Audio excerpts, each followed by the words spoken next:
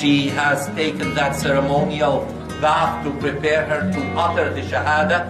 Ashhadu an la ilaha illallah wa ashhadu anna Muhammadan Rasulullah.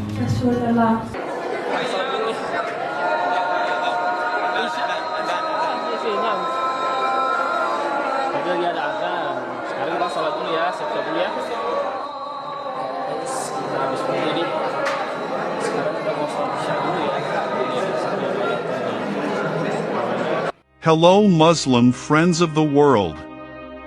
The Western world's interest in Islam seems increasingly unstoppable. As seen in Argentina, they are willing to queue to get real information about this religion.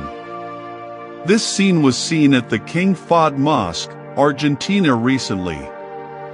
There are so many people curious about Islam that the number of visitors has to be regulated in such a way. After investigating, apparently the mosque management was holding several agendas about Islam, starting from showing documentary films about Islam, which attracted quite a lot of interest from visitors. Thus, several groups were forced to queue to enter the area inside the mosque. Many of them were curious and wanted to see firsthand the prayer activities carried out by Muslims. The activity was continued with a short study of Islamic teachings which closed with a question and answer session. Suddenly, the Argentinians immediately seized this opportunity. The mosque administrator initially explained the pillars of Islam and the pillars of faith. Then, it was also explained that Jesus was a prophet who had a special position in Islam, including that his mother was believed to be a holy woman. On that occasion, one of the Argentinian women asked the mosque administrator whether Islam also has a head, leader, like the church. No, we only have Allah and the Prophet Muhammad. All Muslims are the same, said a sheikh who attended the activity. He then explained that the sheikh is a guiding teacher in Islam. He is the same as a teacher. Sheikhs in Islam are the same as other normal people. They can marry, they can have families.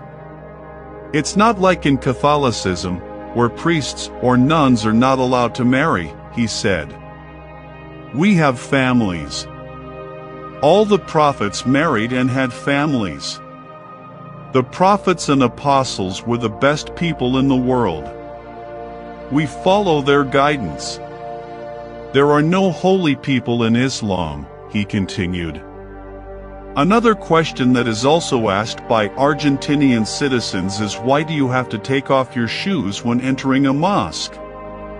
Because this carpet is a place for worship, it must be clean. We bow down here, explained the sheikh. He also emphasized that worship in Islam is very easy and simple. Prayers can be done anywhere, not only at the mosque, but also at home, on the street or other places. As is known, quite a lot of countries with non-Muslim populations are quite curious about Islam. So it is not surprising that the mosques there are open to the public and are almost always busy with non-Muslims. On average, they want to see Muslim worship directly, and many of them are even interested in embracing Islam. Generally, they are interested in converting to Islam because they feel peace and tranquility within themselves after seeing and hearing direct explanations of the true teachings of Islam. On the other hand, quite a few non-Muslims admitted that they were initially afraid to learn about Islam because of the negative stigma spread by the Western world. The propaganda that is most often raised is that the Islamic religion is synonymous with terrorism. However, because of their high curiosity, they finally had the courage to attend the mosque and finally got the correct information about Islamic teachings. Argentina is one of the southern countries of South America and the country with the second largest area after Brazil. This country has quite a lot of population growth, namely 0.93%, so that in 2022 the population will reach 46 million people. Quoted from Fendizian, of the total population, the community is divided into several religious groups, namely Christians, Protestants, Evangelicals, Roman Catholics, and Jehovah's Witnesses and Mormons, as much as 79.6%, no religion 18.9%, atheists 6%, agnostics 3.2%, and Islam 1.2%. Of the several percentages of adherents of these religions, the largest percentage is Christianity and the lowest is Islam. The presence of Islam as a minority country in Argentina has always been associated with the Spanish conquest and also exploration from America. The presence of Islam in Argentina can be attributed to the Spanish conquest and also the exploration of America. The first Muslim settlers were called the Moors in the 15th century, who explored America at the same time as Spanish explorers. Moors refers to Muslims of North African and Spanish descent who were forced to convert to Christianity after the practice of proselytizing Islam was banned. To escape persecution, many fled and settled in this South American state.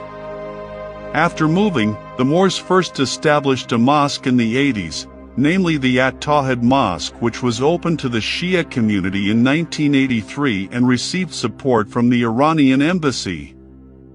The second mosque building is the Al-Rahman Mosque, which was built in 1985 for the Sunni community and is the second mosque building for the Muslim community.